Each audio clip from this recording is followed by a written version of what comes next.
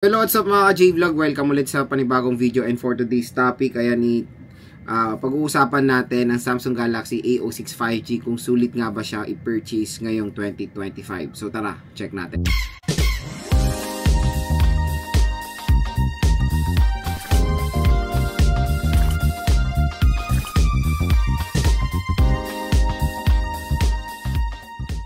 And our topic for today is the Samsung Galaxy A06 5G. Ayan, tatalakayin nga natin kung sulit ba siyang i-purchase ngayong 2025. To be honest, kaya ako gumagawa ako ng iba't ibang segment about the Samsung Galaxy A06 5G kasi ang dami talagang nagkaka-interest dito sa device na to. Even naman sa mga offline store, sold out lahat ang A06 5G, lalo na dito sa atin sa online. So ang SRP nito at early 2025 to nilabas Ang SRP neto is almost 8,000 pesos for the 4GB 128. Pero maganda kasi balita dito sa ating View Products. Pag clinic nyo yan, may special voucher po na naghihintay sa inyo galing sa YouTube. Pag diyan kayo bumili sa ating View Products, up to 1,000 pesos off ang makukuha nyo dito sa Samsung Galaxy A06 5G. Pero check natin ngayon sa official store ni Samsung sa online kung magkano yung A06 5G. So, yan, magsisale na naman ng Samsung ngayong payday. Bukas pala is payday sale ng mga ka-J-Vlog, kaya stay tuned lang. Ayan available lang A06 5G sa kanila sa halagang 5,000 pesos. 5,000 pesos from SRP niya na 8,000 pesos, 5,000 pesos lang siya. Pero ito magandang balita, pag ginamit niyo yung ating voucher, there's a possibility na makuha niya ng 4,000 plus lang. Naka 5G device ka na, MediaTek Dimensity 6300. Pakasulit niyan mga ka-J-Vlog, biruin mo 5G smartphone sa halagang below 5,000 pesos. Kumbaga, very rare lang tayo makakita ng 5G device budget segment. Kaya hanggang meron pa kasi, ito rin quick disclaimer ko lang, minsan in and out tong A06 5G.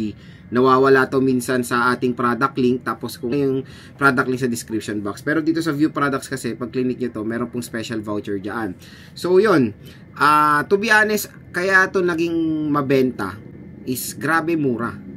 Nung SRP neto, nung lumabas to nung early 2025, wala pong pumansin dito sa A06 5G kasi 8,000 pesos. Yes, 5G siya, pero yung RAM niya napakaliit. Tapos, yung ibang specs na hindi bagay sa kanyang presyo. Even though 5G, isa siya sa murang 5G device kahit na 8,000 pesos siya. Kasi usually, di ba, pag nakakita tayo ng 5G, nasa mga mid-range yan. Pero ngayon, nakakatuwa mga entry-level smartphone, naglalabasan na ng mga 5G mobile devices, including the Samsung Galaxy A06 5G. Tapos, yun nga, feeling ko na-realize si Samsung na, ay, teka, parang pamura ng pamura yung mga kalaban ko Ngayon, kaya mag-sale ako. Ngayon, nung nag-sale si Samsung, A16 LTE, A16 5G, A06 5G, and A06 4G, wala na.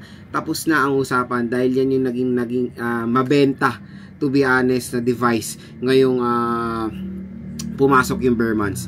And ang daming nasosold out na A06, pero yun, in and out ng stock si Samsung, and still ngayon ang payday sale, nag-sale na naman sa halagang 4,000 plus, pwede na kayo makakuha ng A06 5G na 4GB 128. Siyempre marami nagtatanong, Lods, ano ba, sulit ba talaga to? Kahit na 5G siya, pwede ko ba siya makuha nung nakuha ko siya ng 4K, magiging sulit ba yung hard-earned money ko? So when it comes sa overall specifications ng A06 5G, when it comes sa 4,000 to 5,000 pesos, definitely napakasulit. Hindi na ako magreklamo dyan dahil nakapag-provide si Samsung ng isang 5G device sa murang halaga. Hindi lang yun yung chipset kasi na nilagay nila dito, hindi yung mga basic chipset ng 5G tulad nung before na MediaTek Dimensity 700, diba? Yan yung pinakaunang 5G chipset. Dito kasi is Dimensity 6300, ka-level niya yung chipset ng Samsung Galaxy A16 ng Samsung Galaxy A16 5G. So, the Dimensity 6300, several times na natin na-test na game. Test na rin natin ng A06 5G. To be honest, napakaganda ng performance yan. Even though naka 4GB of RAM lang itong device na to. So, sa screen, very normal for its price. Notch display pa rin. Again, hindi pa rin maka-move on si Samsung sa notch display. Even the A07 is naka-notch display rin. So, notch display, 90Hz screen refresh rate. Yan naman yung isang advantage niya doon sa 60Hz refresh rate na A06 4G. And yung screen size na malaki. So, okay na okay rin naman manood dito mga ka-J-Vlog. Again, yung kanyang LCD is hindi siya IPS, it's PLS. Buti na lang hindi TFT kasi pag TFT medyo wash out talaga yung TFT even though HD resolution. Pero dito sa PLS okay naman yung resolution niya na eterno sa HD 720p. At hindi naman wash out, to be honest, yung screen display niya. Ang nagustuhan ko sa A06, ang laki ng display ng smartphone, 6.7 inches. Tapos, ang maganda pa dito, yung operating system niya, yung longevity nandoon eh. Matagal nyo matik magagamit itong smartphone na to dahil yung kanyang operating system is updated pa to ng ilang taon. Pag Samsung ang binili nyo, expect nyo matagal itong masosupport ng OS update even though mga murang smartphone ng Samsung. A-series na, A06 nga, last year lang lumabas, 14, na-update yan sa Android 15 and there's a possibility na update sa Android 16. Ito kasi lumabas lang to ng early 2025, kaya matagal pa itong ma-update. Siguro mga 3 years tops yung update nitong A06, which is very good investment pag nakuha nyo to ng 4 to 5,000 pesos na ganyan yung katagal magagamit ng A06 5G. Tapos yun nga, ang pinaka main reason din ng mga ibang consumers bakit ila binibili ito is of course for future proof. Kasi pag naka A06 5G ka na, tapos sabihin natin 3 years nyo magagamit, 2028, lahat na ng smartphone siguro no, naka 5G na, even sa entry level. Eto, naka 5G na rin. Kumbaga, naka future proof na siya, diba? So, 5G connection, again, when it comes sa Metro Manila, yes, dominant na ang 5G mobile network. Pero when it comes sa provinces, depende talaga sa province eh. Merong lugar naman na nasusupport ng konting 5G pero more dominant talaga 4G. Tulad namin sa province namin sa Zambales, more dominant talaga doon is 4G or LTE. And even sa Baguio, nung punta kami ng Baguio, yes, may 5G na siya, pero mabagal yung pagkasagap ng 5G kaya nagsiswitch ako sa LTE. And the 4G LTE, hindi po mabagal na na network niya, mabilis pa po yan. Syempre mas pinabilis pa sa 5G, pero when it comes sa 5G connectivity, again, wag niyo namang sisihin yung smartphone kung mabagal. Ang main na sisihin niyo muna yung network or yung signal, kung support na ba ng 5G or not. Basta, ang maganda doon, 5G connectivity na ang Samsung. Tapos, eto rin, to be honest mga J-Vlog, isang reason why I buy Samsung devices. 2011, pinaka nagustuhan ko sa Samsung talaga, nung unang-una ako nagkaroon ng touchscreen yan eh. Ano ba unang touchscreen ko? Yung J-series, and even nung nag-S-series na, pinaka the best talaga is yung, dati pa nga TouchWiz pa yan, tapos nag Samsung Experience, tapos One UI. Maganda talagang overall operating system ng Samsung. Tapos dinagdagan pa nila nung inintroduce yung Samsung Knox.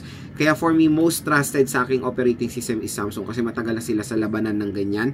Kaya when it comes sa security ng mga files nyo, tapos nilagay nyo sa Samsung Knox, yun. Kumbaga hindi kayo mangangamba na ma-compromise yung mga files nyo. So again, isa sa pinaka the best na operating system for me is One UI ng Samsung. Pwede rin naman kayo makapaglaro sa Samsung Galaxy A06 5G dahil sa kanyang chipset na Dimensity 6300. Several games ang na-test ko dito nung gini-test ko dito is ML, COD, Honor of Kings, and even Genshin Impact. First, when it comes sa gaming performance, the performance is there when it comes sa Dimensity 6300. In short, hindi po mabagal yung chipset na nilagay ni Samsung dito. At nakakatuwa si Samsung, medyo nagpa-progress na sila when it comes sa mga budget smartphones na gumaganda na yung presyuhan. Tapos hindi pangit yung chipset nilalagay, diba? So, kudos sa Samsung na finally lumalaban na sila sa budget segment ngayon. Kasi, to be honest, pag si Samsung pumasok dyan, maraming talagang consumers ang bibili ng Samsung device. Kasi, tiwala na sila sa brand. Parang ako, tiwala na ako sa brand ng Samsung. Sa battery pa, when it comes sa battery loads, kamusta naman yung battery nito? Matagal po pa siya malubat? Yes, matagal naman siya malubat. Ang maganda pa dito, lahat naman din ng mga smartphones, pa sa Samsung Galaxy A06 5G, is, sa lahat ng Samsung to meron siyang device pattern usage. Yung parang pinag-aaralan niya yung paggamit mo sa smartphone. Tapos, after that, gumagawa siya ng way para makatipid ng battery na very very convenient yan, and I think sa iPhones meron din yan, and alam ko rin naman sa mga ibang Android devices meron yan, pero pili-pili lang. Pero dito sa Samsung, nakita ko na yan sa several Samsung smartphones na yan, mayroong device pattern usage, yung nare-recognize niya o pinag-aaralan niya yung paggamit mo sa smartphone, tapos dun siya gumagawa ng way para makatipid ng battery na very very convenient. So yes, matagal din naman malobat ito, even yung A16 5G ko na naka Super AMOLED pa yan. For me, okay naman yung kanyang battery performance. So, pag bibili kayo nito, again, wala po itong charger out of the box. Yun lang po ang magandang i-remind sa inyo. Kung swerte yan, makabili kayo niyan, may charger, okay. Kasi nung bumili ako ng A06 5G, wala pong charger to. Pero nung A06 4G, nagkaroon na, naka-promo ko sa charger, nakakuha ko. So, ilan-ilan, paswertihan. Pero kung naghanap kayo ng mura na legit na charger, maglalagay ako dito sa view products natin ng Ugreen 20 watts power adapter. Napaka-convenient yan, or 30 watts. Kasi up to 25 watt fast charging naman po ang Samsung Galaxy A06 5G. So yan mga ka-J-Vlog, ang pinaka main question, Lods, sulit ba ang Samsung Galaxy A06 5G? The quick answer dyan is yes, definitely napakasulit na itong smartphone na to. Again, sa kanyang SRP, syempre hindi. Pero ngayon, makuha nyo to sa online ng napakamura, 4 to 5,000 pesos, definitely magiging sulit yung hard-earned money nyo.